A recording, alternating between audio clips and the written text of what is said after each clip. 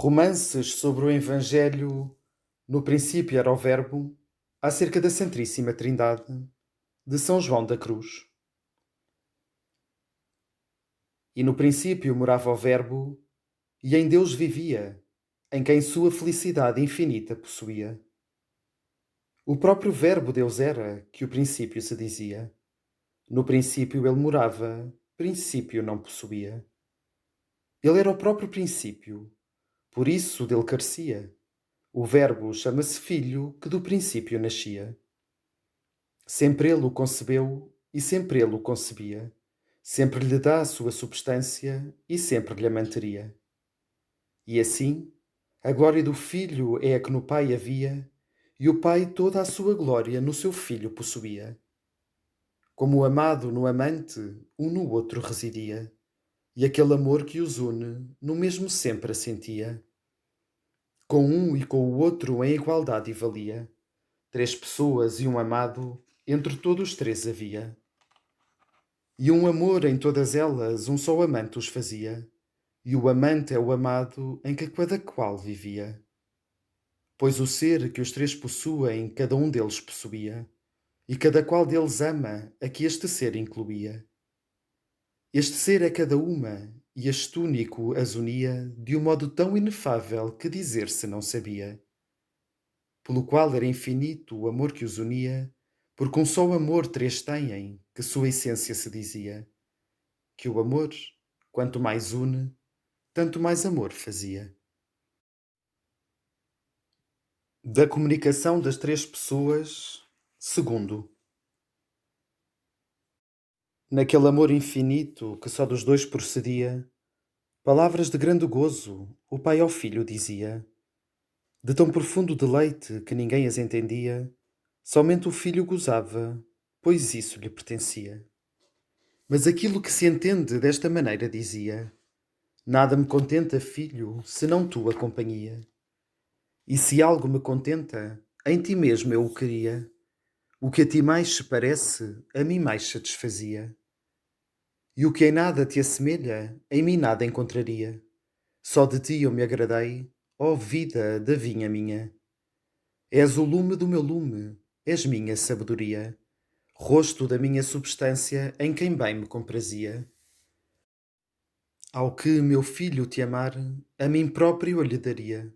E o amor que eu te tenho, esse tal nele poria, só por ele ter amado a quem eu tanto queria. Da criação, romance terceiro. Uma esposa que te ama, meu filho, dar-te queria, que por teu valor mereça ter a nossa companhia, e a uma mesa comer pão, do mesmo pão que eu comia, para que conheça os bens que em tal filho eu possuía, e se comprasa comigo de tua graça e louçania. Muito agradeço, pai, o filho lhe respondia, à esposa que me deres, minha claridade eu daria, para que por ela veja o quanto meu pai valia, e como o ser que possuo, de seu ser eu recebia. Vou recliná-la em meus braços, e em teu amor se abrasaria, e com eterno deleite tua bondade exaltaria. Continua. Quarta. Faça-se, pois, disse o pai, pois teu amor o merecia, e neste dito que disse, o mundo criado havia. Um palácio para a esposa, feito em alta sabedoria, o qual em dois aposentos, alto e baixo, dividia. O baixo de diferenças infinitas construía, porém, o alto adornava de admirável pedraria, para que a esposa conheça o esposo que possuía, no superior colocava a angélica hierarquia. Mas à natureza humana o de baixo concedia, por ser em seu ser composta algo de menor valia. E se o ser e os lugares assim os distribuía, todos eles são um corpo da esposa que dizia que o amor de um mesmo esposo uma esposa os fazia. Os de cima possuíam o esposo em alegria, e os de baixo em esperança de fé que lhes infundia, dizendo que dentro em breve ele os engrandeceria, e que essa sua baixeza ele lhe levantaria, de maneira que ninguém jamais a ofenderia. Porque em tudo semelhante ele a eles se faria, e viria ter com eles e com eles moraria, e que Deus seria homem, e que o homem Deus seria, e viveria com eles, comeria e beberia. Com eles continuamente ele mesmo ficaria, até que se consumasse este tempo que corria, e então gozar-se-iam juntos em eterna melodia. Porque ele era a cabeça da esposa que possuía, à qual todos os membros dos justos reuniria, que são o corpo da esposa, a qual ele tomaria em seus braços ternamente, e seu amor lhe daria. E assim juntos num só, logo ao Pai a levaria, onde do mesmo deleite que Deus goza gozaria, que, como o Pai e o Filho e o que deles procedia, um vive sempre no outro, assim a esposa seria, que, dentro de Deus absorta, vida de Deus viveria. Continua quinto romance. Com esta boa esperança que do alto lhes descia, o rigor de seus trabalhos mais leve se lhes fazia. Mas a esperança tão longa e o desejo que crescia de gozar de seu esposo sempre, sempre os afligia. Por isto, com orações, com suspiros e agonia, com lágrimas e gemidos, lhe rogavam noite e dia que se decidisse já a fazer-lhes companhia. Uns diziam: Oh, se fosse no meu tempo essa alegria!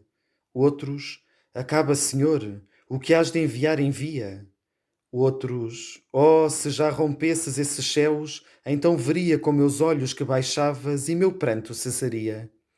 Jorrai nuvens lá do alto, que a terra bem o pedia, e abra-se já a terra, que espinhos não produzia, e produza aquela flor com que ela florescia.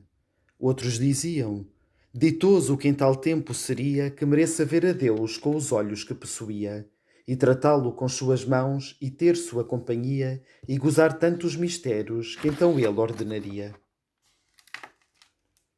Continua sexto romance. Neste e em outros rogos muito já passado havia, mas nos anos derradeiros o fervor muito crescia, quando o velho Simeão em desejo se incendia, rogando a Deus permitisse deixá-lo ver este dia.